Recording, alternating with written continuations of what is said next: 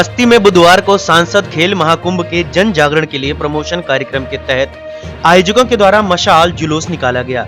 ये मशाल जुलूस शहीद सत्यवान सिंह स्टेडियम से शुरू होकर शास्त्री चौक से कंपनी बाग गांधीनगर होते हुए जीआईसी इंटर कॉलेज में संपन्न हुआ।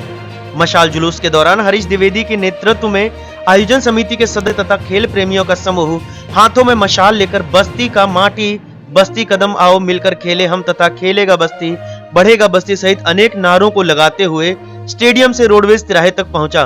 बड़ी संख्या में निकला मशाल जुलूस आकर्षण का केंद्र बना। मशाल जुलूस में बड़ी संख्या में लोग मौजूद रहे।